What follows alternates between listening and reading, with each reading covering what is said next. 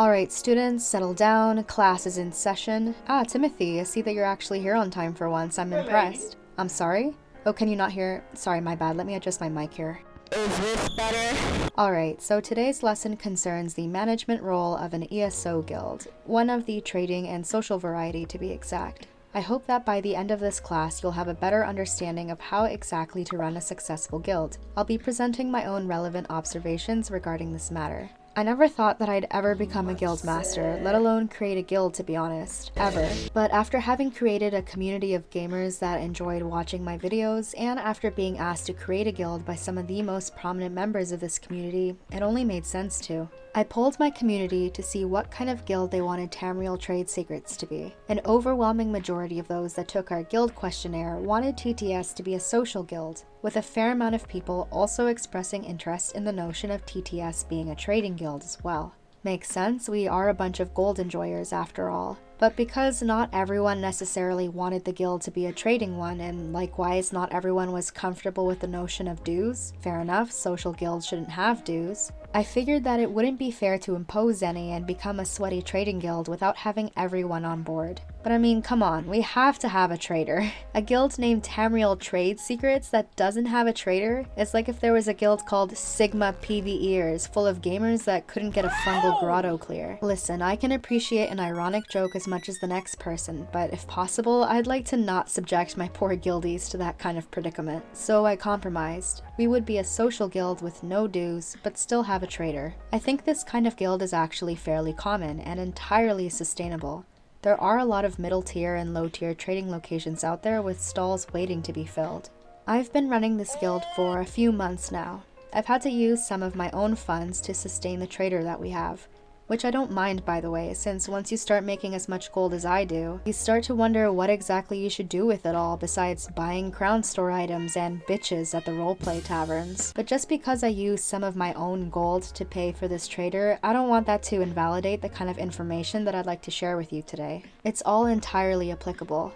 The revenue that my guildmates supply the guild from sales tax and contributions could absolutely be used to cover 100% of the trader fees in another location. But I want to give my community a better trader, and I like using my own funds as a safety net to ensure that we secure our trader every week by overbidding for our spot. In the few months that I've spent running a social and trading guild, I've learned quite a few things, and I'd imagine that a lot of those things could be useful to others looking to start a guild of their own someday. Or even just players that are interested in the inner workings of a guild themselves. I'm by no means an expert on running a guild, but I think I'm qualified enough to at least share some of my findings and observations with you. If you have any thoughts or suggestions yourself, by all means, please leave them in the comments below. They may very well be useful to others reading them, myself included.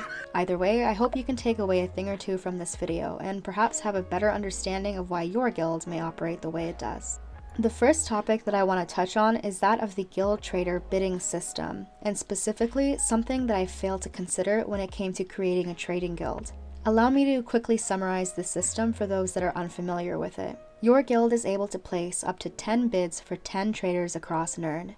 The gold used to place bids comes directly from your guild bank. So if you were to place a bid for the trader in the Murkmire Outlaws Refuge for 69 million gold, you'd need 69 million gold in your guild bank. Upon placing the bid, that 69 million gold would be removed from the guild bank immediately. Yeah, you like that I used the funny number? This means that in order to have that safety net of backup traders, you would need quite a lot of gold in that guild bank. The guild that places the highest bid on a trader wins the trader. If you bid and lose your first choice trader because you didn't bid quite enough, then the system will look at the bid that you placed for your second choice trader and compare it to the other bids that it received, and so on and so forth. The gold from your unsuccessful bids will be returned to you during every trader flip.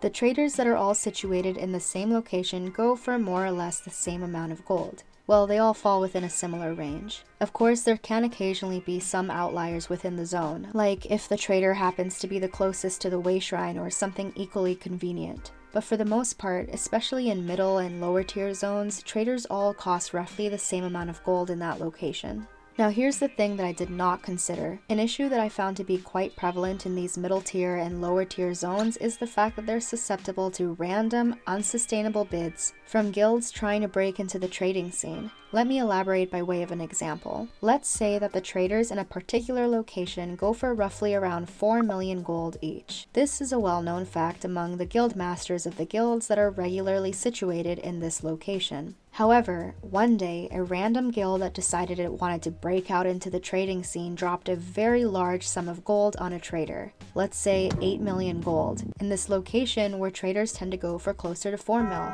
Whichever guild was previously situated in that cozy spot worth 4 million gold is fucked. Hopefully they had a backup trader. But what should they do next week? Even if they knew exactly how much gold this rival guild had bid on their trader, which would be highly unlikely, would it be worth it to bid more than 8 mil for a spot that's normally worth 4? Likely not. Even in an ideal situation where you knew how much your competitor was paying for your OG spot, perhaps it would be best to just place a 4 mil bid somewhere else where traders are also worth 4 mil, instead of spending more gold to maybe get your trader back. This latter notion may not be a very sustainable option after all. But wait, what if another up-and-coming guild were to place a ridiculously large bid on that other second choice spot as well, and so on and so forth? And what about bidding 4 mil on one of the other traders in your location? But then you'd likely start some beef with the guilds that are normally there, and you wouldn't want that to happen since you're all neighbors, you're all regulars in the same zone. It's in your best interest to be amicable with these guilds. This is likely why you may always see new, unfamiliar traders in certain less popular locations. This was very much a reality for TTS in the first few weeks of its inception. When we first settled with the decision to have a trader in Windhelm, I found out how much the zone typically went for from a friend who knew how much their guild in the same location was paying for their trader, and I bid almost double as much gold for a trader there, just to be sure that we would get one. I knew that it would be sustainable for me to do so after all. We got a trader that first week. However, we ended up losing it sometime after to a new guild, and we ended up with our second choice. I was surprised, seeing as I was overbidding by so much in the first place. So I bid on a different trader an amount that was even higher, and I still lost the bid. This time to another random guild trying to break into the scene. I mean, shit, fair enough. In many ways, we were guilty of doing the very same thing. In fact, that week, I lost every single one of my bids. The scenario that I mentioned earlier absolutely must have played out, seeing as I knew I was overbidding by ridiculous amounts for all of the traders that I placed bids on. I just got really unlucky. So to solve this dilemma, I ended up bidding almost 3 times as much for a trader in this zone. I was successful in securing that trader, and I have been every week since then. So what happened to those other guilds? Well, one of the guilds that was in this bidding war with me now frequents outlaws' refuges. Get fucked.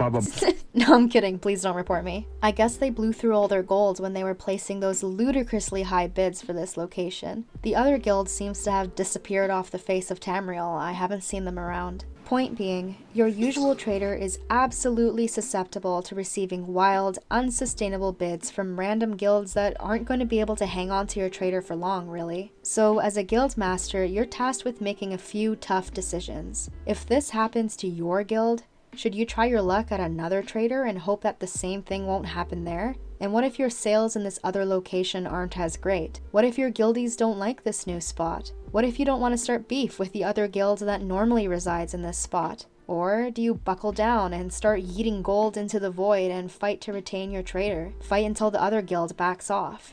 But what happens if another new guild tries the same shit? Perhaps it's best to just get comfortable with the fact that you likely won't be able to always have the same trader every week. Not with the frequency of these random wildcard bids. Fortunately, our guild was well equipped to fight for this spot thanks to our sales, the donations that we received, and from using some of my own funds. And I personally enjoy being in the same location every week as a seller, so I justified buckling down on our little trader. I highly advise those of you that are interested in starting up trading guilds to consider what I've just explained. How will you deal with a situation like this one should it arise? And how will you finance your solution? Speaking of financing solutions, let's talk about that, shall we? The more gold you have, the more comfortably you can sustain your trader and your guild. So naturally, you're going to want your guild to be able to make a lot of money, enough to sustain itself ideally. Of course, a portion of every sale made through your trader will be deducted as tax and deposited into the guild bank. But hey, not everyone may necessarily want to get the most out of your trader, nor is the amount of tax very substantial. You'll likely need to receive more financial aid to support your trader from your guildies through some other avenue. No, not that kind of avenue. And you'll want guildies that are actively selling in your trader to help with trader costs. So how do you achieve this? Let's go over a few possibilities. I've always heard that raffles are an amazing means to fund your trader. The premise of a raffle is simple. You offer up a handful of neat items that are up for grabs for those that purchase raffle tickets. Raffle tickets are usually purchased by means of donating gold and/or valuable items to the guild. This is usually done by depositing these things in the guild bank or mailing them directly to the guild master or an officer. All of your deposits into the guild are tracked, and the guild master can see all of them. In our case, the guild officers can as well, since they help tally the tickets for our raffle. In TTS, every 1k gold value that you donate, whether that's in gold or in the value of the item that you donate, you receive 1 ticket. So if you donated 25k worth of butt floss, you would get 25 tickets. PSA to all guildies. God! Oh my God! The guild bank is not meant to serve as a trash can. Get that shit out of here. Take that off now! In order for your raffle to successfully bring in gold to be used to pay for your trader, the amount of gold that you receive from your guildie's ticket purchases should outweigh the cost of the items that you're offering as raffle prizes. You can of course tailor these profit margins to your liking, but keep in mind that if you aim to have high profit margins by offering fewer or less expensive rewards, guildies may feel less inclined to purchase raffle tickets. A good way to resolve this dilemma is to lock certain raffle prizes behind financial goals. For example, you could say that a $1 million grand prize will be unlocked if the guild receives 4 million gold worth of raffle ticket purchases. It also helps to be able to offer up guildie donations as raffle prizes because those effectively cost you nothing. The profit margins for my guild are incredibly low, but that's because I'm running more of a community guild than anything else. And I'm more so just happy to get a chance to reward really neat items to my friends and supporters every week. But trust me, every little bit of gold counts. I was surprised to see how much gold auctions brought into the guild. Our auction lots don't have any reserve, once again because this is a guild for my community above all else. But adding reserves may be something that you'd like to consider to ensure that you get the most out of the items that you're auctioning off. As I mentioned in my storage life hacks video, I found that a great way to encourage hefty bids is to auction off discontinued crown store items. I've also had a lot of luck auctioning off crowns themselves. In TTS, we create these little crown wallets, which are secret channels that guildies can use to place orders for crown store items with the crowns that they've received from auctions, raffles, and giveaways. You can also offer up some of the items that guildies have donated to the guild for raffle tickets at a guild auction. I've been a trader for a handful of years now, meaning I've been in a plethora of trading guilds, some of which I'm still in after all these years. So naturally, I've experienced a fair amount of trading guild customs and traditions, some of which I've never been fond of, and others which I've really liked. I took a page from all those guilds that had those neat practices, and I'd advise that you do the same. Or at least consider some great initiatives that'll encourage sales from your guildmates, like directing them to this channel. For example, every week I reward our top 10 sellers with a random gift that has a gold value of around 17 to 30k. Like 100 platinum dust, a dreg wax, an Arbic amber, etc. This is our way to say thank you to all the gamers that chose to sell so many of their wares on our trader. I think the fact that we implement this kind of leaderboard can very well encourage guildies to list their wares on our trader. I got this idea from FGM, a guild that does something very similar, seeing as they reward their top 10 contributors. BMW also does something similar, where they host quarterly sales competitions every time there's a new patch. The top 10 sellers receive some pretty amazing prizes. They also reward their top contributors every week by adding their names to a raffle and drawing one winner who receives 150k. I highly advise coming up with some neat and affordable ways to get your community excited about selling their wares on your guild's trader every week. You'll also want to keep your guildies engaged and satisfied with your guild. Ideally, you'll want a near perfect retention rate. Think about how you can offer up goods and services, No, not those kinds of services, to your guildmates so that they want to stick around. I also took a page from Lucian Allegiance, and I occasionally have random giveaways in the guild chat to the very first people that reply to them. Sometimes I spice this up and make people enter a number or write a word into the chat, and whoever responds with that number or word first gets the prize. This is usually done when I'm looking to clear up some space in the guild bank, so it's a win-win. Hosting giveaways is also a great way to help some newer players on their feet. They'll remember your kind gestures. I would know, since I was once in their shoes. It's really important to develop a sense of community within your guild. Hosting frequent events, helping guildies out when they need it, and interacting with everyone will only further encourage this. It gives your guildies something to look forward to, and it'll encourage them to stick around. For example, even if FGM lost their trader for 8 weeks in a row, let's say. They haven't actually, but let's say they did. Sure, I'd be pretty bummed, but I could never bring myself to leave this guild.